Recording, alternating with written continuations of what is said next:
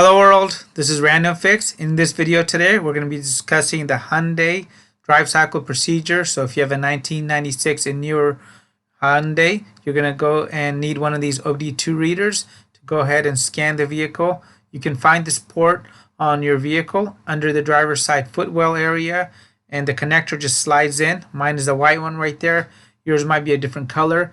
Go ahead and slide it in, and once you got it slid in, you're going to get power to it. Before you scan the actual vehicle for your monitors, you're going to need to make sure that the ignition is on.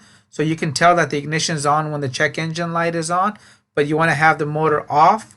And with the engine off and the ignition on, you want to go ahead and scan it, and you're going to be able to now see which monitors are incomplete and what needs to happen. So I'm going to cover this drive cycle procedure with you in depth. And if you don't have a Hyundai, you can check the description box below for your vehicle and find a video specific to you. Thanks.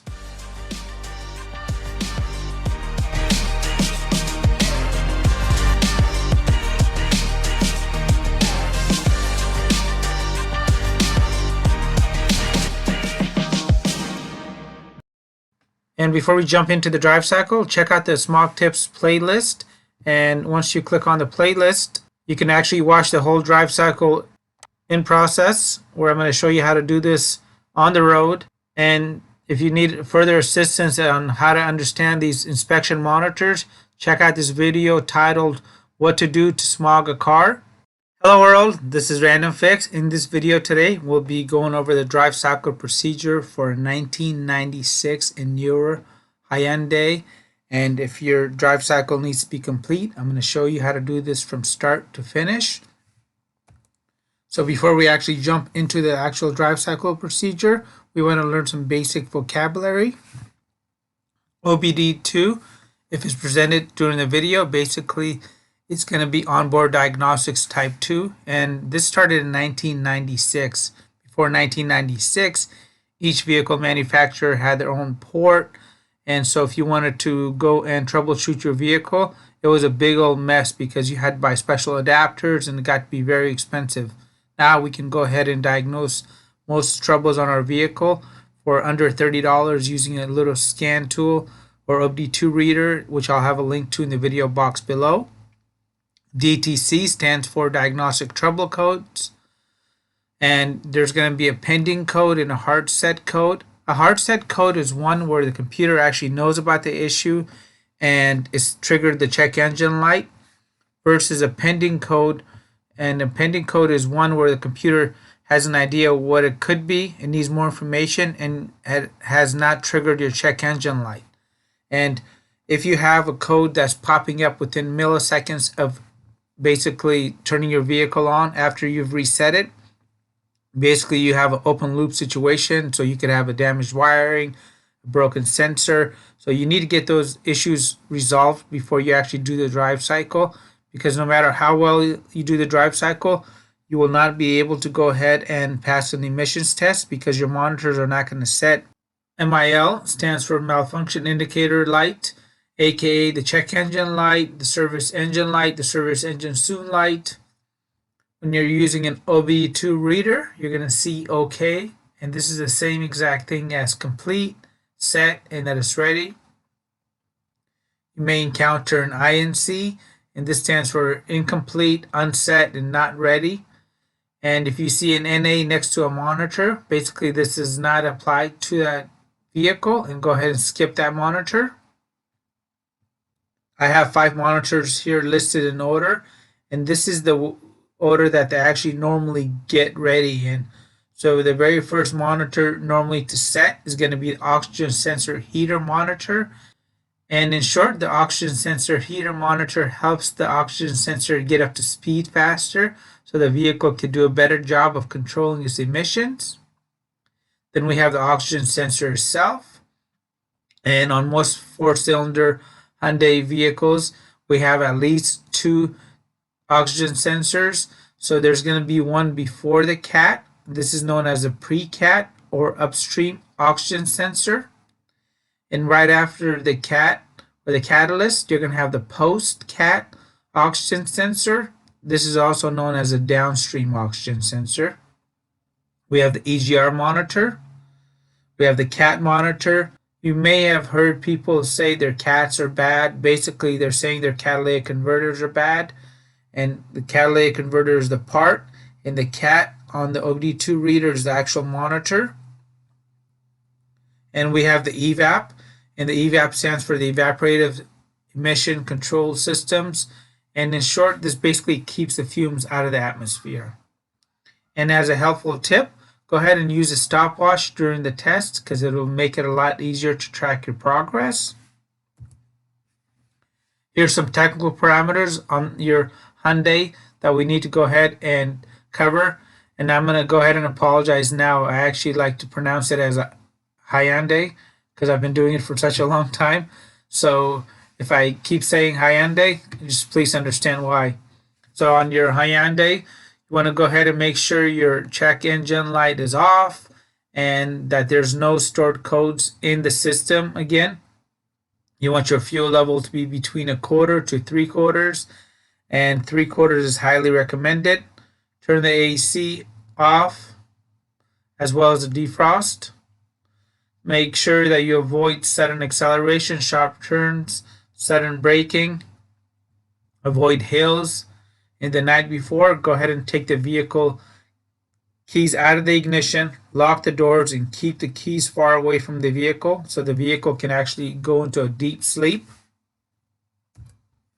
And this is going to be the drive cycle procedure that's going to work on about 80 to 90% of the Hyundais out there. And I'm going to show you guys a procedure after this one to cover some of the other ones like the Genesis. So for this one, this is a simple 8-step process. We're going to go ahead and begin with step 1. And step 1 is going to be basically you let the vehicle sit overnight on a level surface with the correct amount of gas, which is 3/4 of a tank. You want to go ahead and start the engine, let it warm up till the engine coolant is at least 160 degrees, and about 8 minutes of idle will do this for you. If you live in a very cold climate, I'm really going to suggest that you let it idle a little bit longer. The key word here is least. So you're going to do better if you let the vehicle actually maybe idle for 15 minutes. And step 2 is going to be you're going to accelerate to speeds of 50 to 55 miles an hour for 8 minutes. And when you're accelerating to that actual speed, you want to go ahead and use about 1/4 throttle to get to the speed. Step 3, you're going to decelerate, so basically coast. And the way you do that is you just remove your foot off the gas pedal to under 20 miles an hour without touching the gas, brake, or shifting gears. And once you're under 20 miles an hour, you can use the brake pedal to come to a complete stop. And you want to go ahead and let the vehicle idle for 90 seconds in gear. So if you have an automatic, that's going to be drive, neutral for manual transmissions. And then you want to go ahead and let the vehicle now idle 90 seconds in park. And if you have a manual transmission, that's going to be neutral. Go ahead and turn the vehicle off. Allow the vehicle to sit for 90 seconds. After 90 seconds, go ahead and restart the vehicle. Step 5, you're going to go ahead and accelerate to 50 to 55 miles an hour within 15 seconds. So you can go a little bit heavier on the throttle now. Once you're at 50 to 55 miles an hour, go ahead and maintain that speed for a total of 5 minutes. And keyword here is going to be maintain that speed. So you cannot use the cruise control to do this. Step 6, you want to go ahead and come to a complete stop by using the brake pedal within 15 seconds.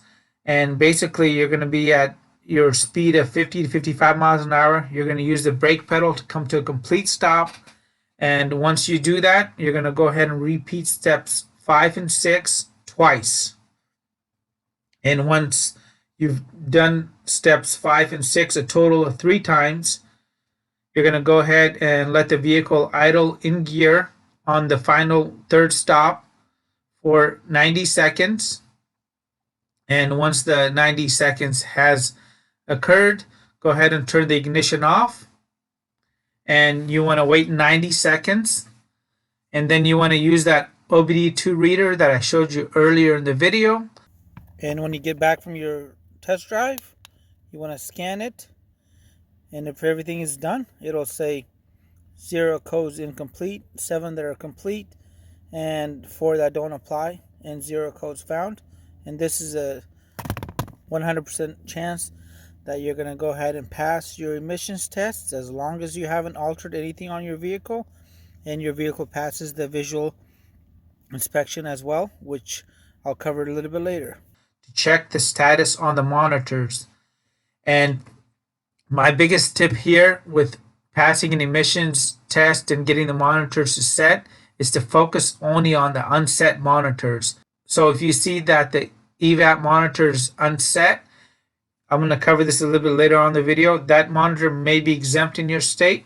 However, you really want to make sure that you focus on those areas of having the right amount of gas, making sure you park on a level surface, avoiding those hills, because if the fuel is moving around in the back, it's going to have a really hard time getting an accurate measurement. If your catalyst isn't not ready, you want to focus more on the high-speed driving on the freeway at speeds of 50 to 55 miles an hour. And if your EGR is not ready, you really want to focus on coasting from high speeds down to under 20 miles without touching the brakes, shifting. Do that a few times. And if your oxygen sensor heater is not ready, that's very critical because really none of the other monitors can get ready. So you want to focus on those warm-ups. Make sure the vehicle sits overnight, and you want to make sure your temperatures are not extreme either. So if you live in sub 20 degree temperature, you want to make sure you leave the vehicle actually in a garage and let the vehicle warm up for a little bit longer. So when you hit the road, that catalyst is going to be nice and hot, and you're going to be able to get this ready.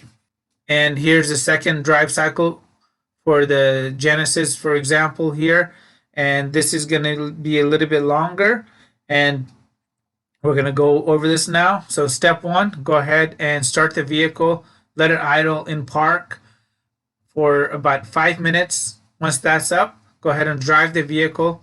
From a complete stop, you want to go ahead and reach 50 miles an hour within 15 seconds. And once you reach 50 miles an hour, you want to go ahead and maintain that speed for a total of at least 8 minutes. And you're going to be allowed to use about a quarter to about 3/4 of the throttle. Once your 8 minutes is up, you want to go ahead and decrease speeds from 50 miles an hour to a complete stop by using the brake pedal. And once you come to a complete stop, put the vehicle in park and let it idle for 15 minutes. Step 4, you're going to go drive the vehicle back to 55 miles an hour and accelerate hard to get there by using a heavier throttle here. You want to maintain 55 miles an hour for a total of 1 minute. Step 5, you want to stop the vehicle and idle the vehicle in drive for 1 minute. And make sure when you're decreasing speeds from 55 miles an hour down to a complete stop that you do that in 15 seconds. So it's okay to use the brake pedal. Step 6, you want to go ahead and repeat steps 4 and 5 one more time. Step 7, you want to go ahead and drive the vehicle at 40 miles an hour for 1 minute. Once the 1 minute is achieved, you want to go ahead and increase speeds to 55 miles an hour within 15 seconds. And you want to go ahead and make sure that you hold that speed of 55 miles an hour for at least 5 seconds. Once that 5 seconds is up, remove your foot off the gas pedal and coast to 40 miles an hour and hold that speed of 40 miles an hour for 1 minute. And then step 10, you want to go ahead and repeat steps 8 and 9 a total of 5 times. So you're going to repeat these steps 4 more times. And once that 5th time is up, you want to make sure, as covered in step 10 here, rather than decreasing speeds down to 40 miles an hour, you're going to go ahead and just make sure your foot is off the gas pedal, not touching the brake, not shifting gears. Coast all the way down to 15 miles an hour. And once you're under 15 miles an hour, go ahead and use the brake pedal to come to a complete stop. Once you're at a complete stop, go ahead and let the vehicle idle for 1 minute in drive. And if you have a manual transmission, go ahead and keep it in neutral. And step 13, you're going to go ahead and turn the vehicle off. Wait 90 seconds. And you're going to use that OBD2 reader and check the monitors. And if any monitors are unset, you're going to go ahead and repeat that process for this drive cycle. Just remember, the older the vehicle gets, the older the sensors get, the older some of the components get, the longer it might take to go and get the monitors ready. So keep that in mind. And I have a bunch of videos in the video box below on how you can go ahead and get these monitors ready. There's some products you can use if you're having a catalyst issue. Check those out. Hey guys, really quick, if you're finding this video to be helpful and you're enjoying the content, please consider hitting that thumbs up button and subscribing to the channel as well, as it lets YouTube and me know that I'm doing a good job and bringing you guys value content. Thanks. And once your monitors are set, you're ready to now go and get the vehicle smogged. Remember, if your vehicle is a 96 through 99 vehicle, you will have to get the vehicle tested on a dyno at 15 and 25 miles an hour. They're going to use a gas analyzer to test the vehicle's emissions. They're going to test your gas cap. They'll do some other tests, and they're also going to do a visual. Even if you have a 2000 and newer vehicle, they're going to do a visual. But on a 2000 and newer vehicle, they're just going to check for the OBD2 readiness. So they're going to plug in their OBD2 reader into the vehicle from the state and check the monitors. Remember, the visual inspection consists of checking for altered parts like cold air intakes, throttle spacers, cracked vacuum hoses, missing catalytic converters. They're going to do a visual smoke test to make sure that you don't have clouds of smoke coming out the tailpipe.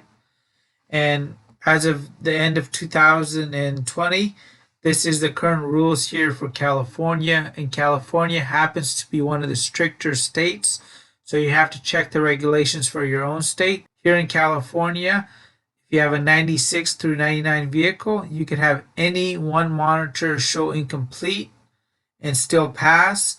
Now, depending on the smog station, they may just go ahead and plug in their OBD2 reader is not connected to the state, see that you have a monitor that's incomplete, and tell you to keep driving, because they don't want anything to come back to them to show that on their record for the shop showing that they passed X amount of vehicles with unset monitors. So if that happens to you, go to another station. And if you have a 2000 and newer vehicle, only the EVAP could be unset. And with diesel powered vehicles 98 through 2006, basically all the monitors have to show complete. On newer diesel vehicles 2007 and newer, you can have any two monitors show incomplete. And remember, when you're selling a car, it's the seller's responsibility to make sure that they supply the buyer with a smog certificate. And normally there's no way of waiving this requirement unless you're selling to a dealer or dismantler. So even if you write as is on the title, that doesn't really mean anything, because if it goes to court, you're most likely going to lose that suit unless they're a dealer or a dismantler. And if you're a buyer, never buy a vehicle unless all the inspection monitors are ready. And 99% of the times, if the inspection monitors are not ready, is because somebody has erased that check engine light on purpose to cover up an existing issue, whether it's a dealer or a private seller. And 1% of the time is caused by a weak or faulty battery. And if this is the case, you still have to find out why that battery is dying because you could have a potential short, you could have an alternator, and when there's a bad battery in a vehicle, all kinds of funny things start happening, from smog emissions monitors not getting ready to transmissions acting up, and it's a big list of potential issues. I'm going to show you guys the configuration on a typical four-cylinder vehicle here. And on a typical four-cylinder vehicle, you have two oxygen sensors and one catalytic converter. So here's the vehicle here. This is the engine. And as the exhaust makes it out the engine block through the headers, downpipe, and it will go past this upstream oxygen sensor, which is known as the pre-CAT oxygen sensor. And then the exhaust will go through the catalytic converter here. Then the downstream or post-CAT oxygen sensor will go ahead and get a reading. And the way the computer is able to verify the efficiency of the catalytic converter here is by taking this reading and comparing them based on the parameters of what the vehicle manufacturer has set up to verify that this in fact is working correctly. And after the emissions pass the downstream oxygen sensor, it goes through a little resonator here, down through the tailpipe, through the muffler, and out to the atmosphere. And here on a 6-cylinder or 8-cylinder, I'm going to show you guys a couple of diagrams down here. On these, you can have 3 or 4 oxygen sensors depending on the setup, and 1 or 2 catalytic converters. So if we look at this diagram right here, this is a V6 motor. So it has a total of 6 cylinders, 3 on one side, 3 on the other side, thus making it a V6 motor. And whatever side cylinder number 1 is located on, that's called bank 1. So if you're dealing with an emissions issue and it tells you that sensor 1 on bank 2 is bad or acting up, you can look at the opposite side of cylinder 1 and know that it's the opposite side, this sensor right here, that may potentially need to get replaced. So we have 1, 2, 3 oxygen sensors on this vehicle and 1 catalytic converter. And this too is a V6 motor. The only difference is the cylinder number 1 is located on the lower side here, and this is bank 1, and now this is bank 2. And here on this setup here, this is a V6 motor, and we have a total of 6 cylinders again, 3 on one side, 3 on the other side.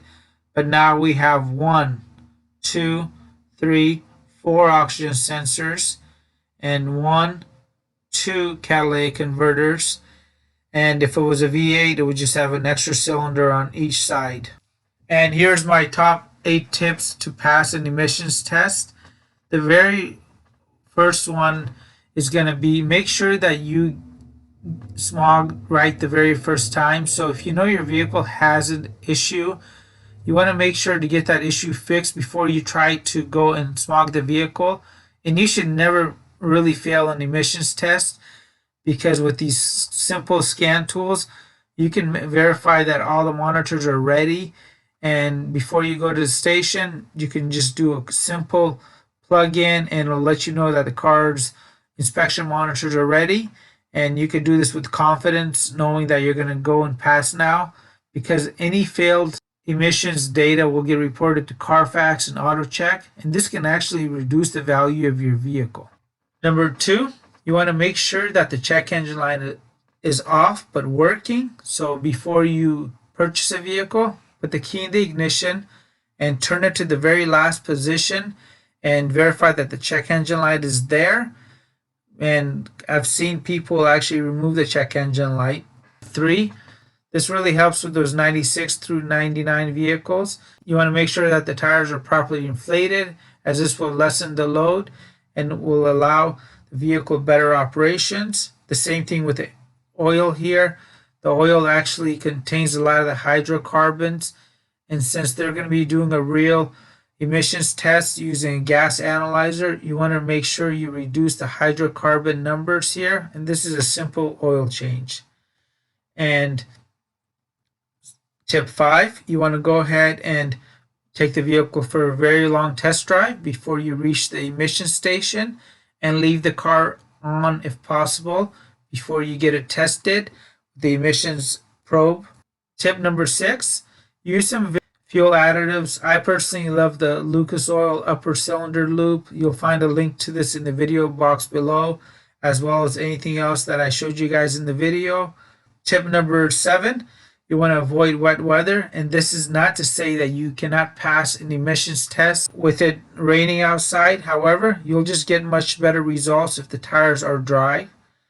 And tip number 8, do not disconnect the battery unless you have a battery saver device set up, and these are about $15.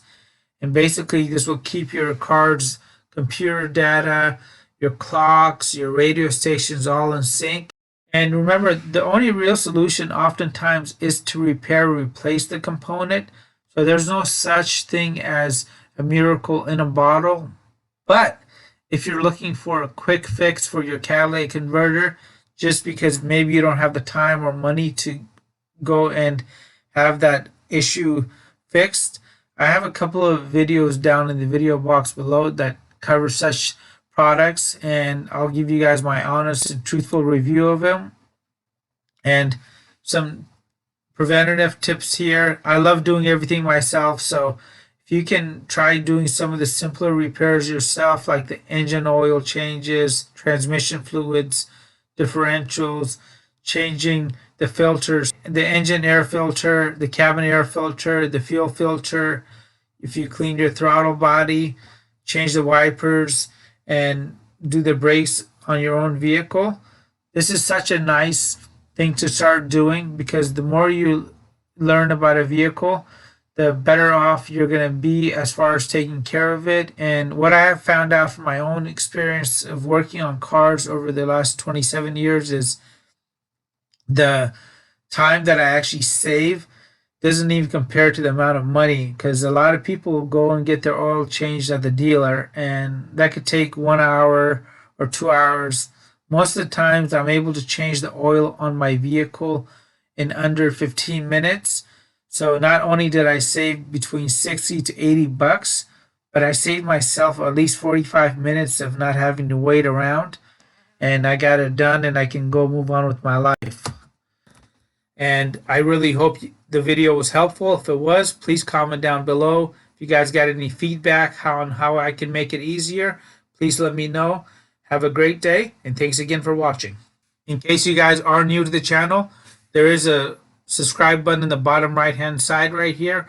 I would greatly appreciate it if you guys found the video to be helpful. Go ahead and click on the subscribe button, and there's a little bell there too, so anytime I post videos, you guys click on that bell, it'll go ahead and notify you. Have a great day again. Thanks.